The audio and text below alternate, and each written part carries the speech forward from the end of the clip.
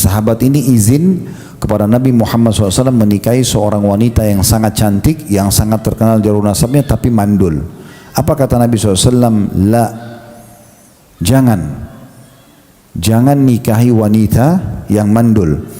Thumma atahu tsaniya fanahahu, thumma atahu tsalitsa fanahahu. Kemudian orang ini tanya lagi yang kedua kali, datang di hari yang lain, Nabi masih larang. Datang yang ketiga kali, Nabi masih larang, gitu kan. Maka Nabi SAW lalu menyebutkan sabda beliau yang masyhur, tazawwajul wadudal waluda fa inni mukathirum bikumul umam. Menikahlah kalian dengan wanita yang penuh dengan kasih sayang, lembut, ramah, ya, tidak suka teriak-teriak, tidak kasar sifatnya, karakternya baik. Nikahi wanita yang wadud, penuh kasih sayang. Cirinya tentu jelas ya, sangat lembut, sangat santun dengan suaminya. Kalau Allah punya kasih dia anak, anaknya juga sangat disayangi. Itu namanya wadud. Nabi suruh laki-laki muslim semua menikahi wanita yang wadud, penuh kasih sayang.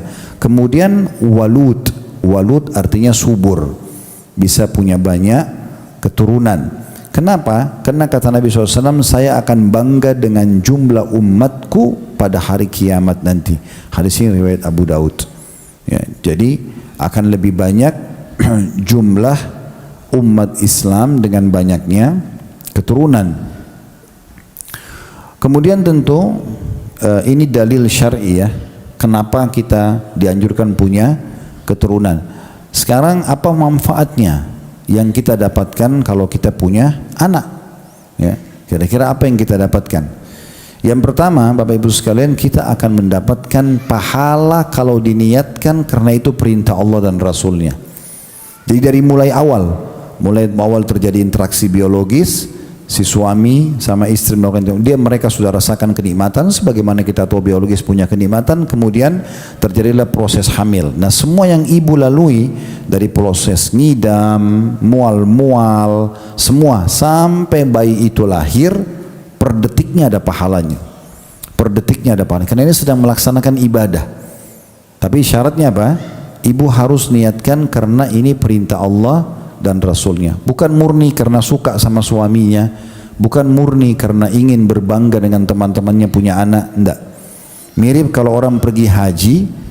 Kalau orang pergi haji karena ingin dipuji oleh orang, karena ingin berbangga-bangga, enggak ada pahalanya. Tapi kalau orang niat pergi haji karena Allah dan Rasulnya, semua suka duka di sana, panasnya cuaca, jauhnya jarak, banyaknya waktu harus dilowongkan, besarnya harta yang dikeluarkan, semuanya pahala di sisi Allah Subhanahu wa ta'ala. Ibu perlu garis bawah ibu ya, dalam Islam rumah tangga itu adalah bahtera pahala terbesar, kapal pahala terbesar. Kalau puasa, ini saya kasih contoh puasa dulu. Kalau kita puasa dari azan subuh sampai azan maghrib, apapun yang kita kerjakan, kita lagi duduk, lagi ngobrol sama orang, tapi selama kita di dalam puasa itu, dari azan subuh sampai azan maghrib, per detiknya pahala. Karena kita sedang dalam puasa. Walaupun ibu lagi duduk, walaupun ibu lagi tidak buat apa-apa, walaupun ibu lagi tidur. Karena kita ada di bahtera puasa sampai azan maghrib. Nah, rumah tangga, pernikahan yang ibu lakukan sama suami sekarang, apalagi kalau sudah punya anak, itu adalah bahtera pahala terbesar. Karena mulai akad nikah sampai salah satunya meninggal dunia, itu pahala terus berjalan. Karena seorang suami yang keluar bekerja, kayak suami ibu-ibu Masya Allah bekerja, berjuang, apalagi di sini tugasnya membela negara, ya, menjaga keamanan, stabilitas, kemerdekaan kita dan segala macam, maka itu perjuangan yang sangat baik. Maka per detiknya mereka pada saat ikhlas mencari nafkah untuk ibu-ibu dan anaknya di rumah karena perintah Allah, mereka dapat pahala. Ibu juga menunggu di rumah, hanya menunggu, mungkin rawat-rawat, bersihin rumah, masak, sambil nunggu suami pulang, urus anak, per detiknya juga pahala. Karena semua ini adalah ibadah, selama diniatkan ibadah. Jadi ini manfaat pertama yang akan kita dapat, kita akan panen pahala dari pernikahan kita, itu dari pasangan kita, dan juga akan dapat panen pahala dari anak-anak kita.